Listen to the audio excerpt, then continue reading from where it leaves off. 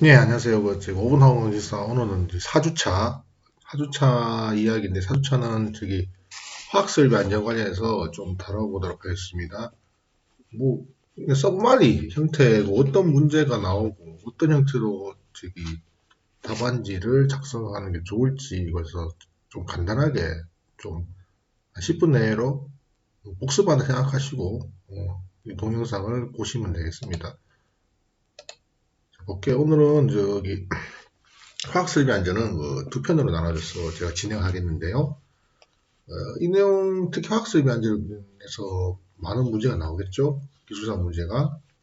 크게 보면 이렇게 설비 안전장치, 안전운전, 계측 제어 장치, 경보 설비, 공정지어 시스템 안전, 화학 안전 설계, 설계 기준, 안전사항 관련해서 이렇게 좀 큰 컨셉으로 제가 나름대로 어떤 문제가 나올지 한번 검토해 보도록 하겠습니다. 자, 긴급 차단 버전은 자주 나오는 문제니까 여러분들이 코사 가이드 D11-20인지를 보시고 제가 누누이 언급하듯이 이 설치 관련 이런 문제는 그림을 이렇게 제가 지금 그림을 좀 이렇게 그려보시면 되게 좋습니다. 그림들이 있죠. 그림을 그리시면 참 좋습니다. 이런 그림을 꼭 외워두시고 이런 그림은 여러분들이 서브노트에 직접 그리시고 눈으로 익히세요. 그러면 도움이 많이 됩니다. 차단 배부는 자주 나오니까 확인해 보시기 바랍니다. 그리고 안전 배부는 누누이 강조하시 하루에 한 회차에 한 문제씩 문제가 나오거든요. 제가 최근 문제를 한번 제가 검토를 해봤어요. 안전 배부가 얼마만큼 나오나. 14회, 19회, 20회, 하나, 둘, 셋, 넷, 다섯, 일곱, 여덟, 아홉. 벌써 이 문제, 이 캔슬 하나로 몇 문제가 나왔죠? 둘, 넷, 여섯, 여덟 문제가 벌써 나왔습니다. 상당히 출제 빈도가 높은 거죠, 안전 배부는. 자, 최근에 서라는 보건 규칙이 267조가 자주 보이네요, 보니까. 요거 267조 확인해 보시고, 자, 이런 문제가 나왔으니까 요 둘, 넷, 여섯, 여덟 문제에 관련된 내용들은 좀 여러분 외우시고 들어가고요. 자, 가이드, 안전배부 가이드도 좀 상당히 많죠? 이렇게 많죠? 이렇게 많습니다. 요거 확인 좀 부탁드리겠습니다. 요거 이렇게 많은 거 읽어보셔야 돼요. 6개 정도의 안전배부 지침서는. 6개니까요. 자, 안전배부에 대한 정의, 제일로 최근에 많이 이야기된 게 이제, 물어보시는 게 배합이 어떤 거냐. 중첩 배합과 누적 배합으로 나누는데요. 자, Superimposed Backpressure는 이게 중첩 배합이라고 하는데요. 이거는 인전 배부가 작동 직전 토출 측에 걸리는 정압을 말하고요. 누적 배합은 빌트인인데요. 이거는 작동의 유체 방출로 인해 걸린 토출 측에서 압력 증가량을 말하는 겁니다. 그러니까 압력 손실 비슷한 거겠죠. 이렇게 나눕니다. 자, 이렇게 백프레셔는 슈퍼임포즈하고 빌트인으로 나눈다. 이 정도는 여러분이 아시고, 이것도 제가 한번 설명해 드릴 기회가 있으니까 내용을 볼게요. 자, 이런 문제 나왔어요. 이제 이거는 여러 계시는 분들이 이거 물어봐가지고 제가 한번 설명해 드리는데, 보시면 설정치 1.5메가파스칼하고 3.0 밸브 후단을 플러스를 한다면 어떤 밸브를 선정해야 되는가? 그러니까 두 가지 중에 하나죠. 벨로우즈냐, 컨벤션이냐 이런 건데, 컨벤션 VSV 같은 경우는 설정 압력과 배합의 차이 10% 미만이고요. 벨로우즈는 50% 이내에 적용되니까, 자, PSV 설정은 1메가파스 배합이 0.15이면 적용이 불가능하겠죠. 네. 배합이 10% 넘어갔죠. 그죠? 그리고 설정 압력이 3메가파스고 배합이 0.3메가파스 이상이면 적용이 가능했죠. 설정 압력이 1.05, 설정 1메가파스칼이고 배합이 1.1메가파스칼? 그죠? 아니면 이렇게 돼야지 10% 미만이야지 컨벤션이고, 그렇죠? 50% 미만인 경우죠. 50% 이내인 경우에는 또 벨로우즈가 되는 건데, 자, 이런 경우는 어떻게 될까? 이건 그러니까 이 문제는 케이스별로 이 케이스를 적어주시면 되잖아요, 그죠? 이런 케이스를 적어갖고 거기에 따라서 안전배부 형태 선정한다. 여러분이 적어주시면 되고, 이런 문제는 어렵게 생각하지 말고 여기다 이런 그림 하나씩 그려주면 되죠. 자, 이거 볼게요. 자, 세팅치가 PSI G죠. 오픈됐죠. 여기가 2.5예요. 그죠? 이미 슈퍼 임포스 한마디로 이 배합이 있다는 거예요. 왜냐면 여기 오퍼레이팅 2.5다 보니까, 그죠? 이게 2.5지 않습니까? 그럼 이게 슈퍼인풋, 이 배합이 있다는 얘기잖아, 2.5가. 그렇다면 이거는 컨벤션을 적용시키면 안 되겠죠? 벨로우즈가 좋겠죠? 왜냐하면 이 배합이 2.5 있으니까. 그죠?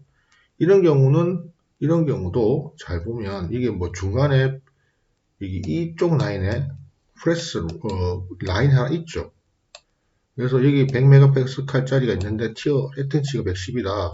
이런 경우도 이런 경우는 이제 뭐라고 해야 되나요? 빌트인 백프레셔가 플로이딩 플로어에서 제너레이트 된다. 예. 이렇게 이미 백프레셔가 있으니까 그래서 이런 경우도 벨로우즈가 좋다라는 겁니다. 이런 형태로 여러분이 그림을 그리셔가지고 확인해 보세요. 이런 유사한 형태가 많으니까. 왜냐면 여기서도 백프레셔가 이 원인은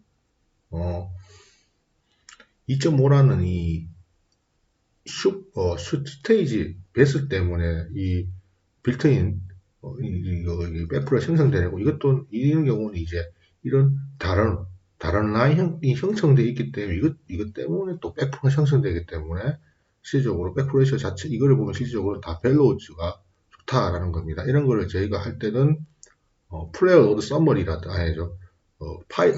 플레이어 렛이라는 어떤 그 형태의 시뮬레이션 프레임을 가지고 시뮬레이션을 통해서 PSV 자체에 대한 로드를 그린다라고 보시면 됩니다. 하여튼 이런 문제는 여러분들이 좀 잘 고민을 하시고 이런 형태로 저는 제 입장에서는 이런 형태로 답안지를 작성하는 게 좋지 않을까 생각을 하고 있습니다. 만져배부 양이 많다면 그리고 만져배부는 요즘 이런 것도 집어넣으시면 좋고요.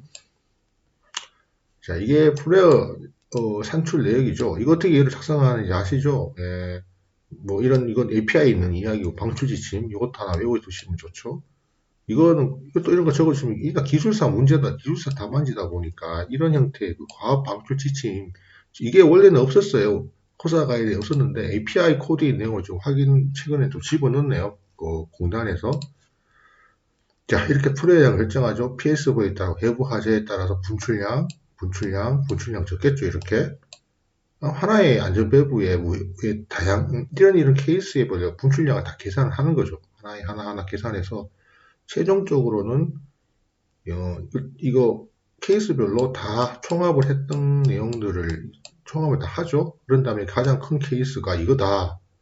그러면 이제 가장 큰 분출량이 큰 수치가 되는 거고 이걸 통해서 우리는 플레이어 크기를 사이즈를 결정하는 그런 형태의 설계를 진행하게 됩니다.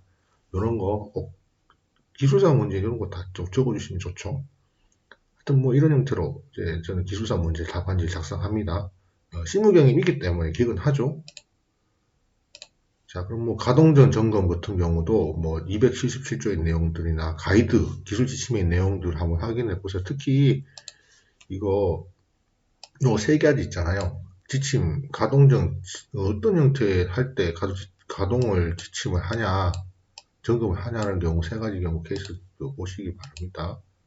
4번은 중유탑. 이 문제는 제가 나올 수 있을 수 없을지 모르는데 중유탑 문제 최근에 잘 안 나오는데 그냥 검토를 이런 게 있다라는 정도 여러분이 보시면 돼요. 특히 이렇게 그림 하나씩 보면 자, 리퀴드하고 베이퍼의 흐름이 적정 수준에 이르지 않으면 이게 적정 수준이죠. 노멀 오퍼레이션 그 수준에 이르지 않으면 뭐 적정 수준에 이르지 않으면 뭐 중유탑 운전에서 부하가 발생한다. 근데 이거는 그게 저는 중요하게 생각 안 하는데 문제가 있으니까 제가 한번 여러분들한테 이거는 화학 공정 쪽에 연관된 문제다 보니 크게 제가 중요하게 생각 안 합니다. 넘어갈게요, 이거죠. 화염 방지기 나왔네. 이것도 되게 중요하죠. 이건 굉장히 자주 나오니까 화염 방지기 뭐 이런 형태라든지 그림 같은 그림 좋고요. 이 폭발 등급 분류가 뭐냐? 틈새 등급에 따라서 틈새 등급이 이렇게 뭐라 했나요?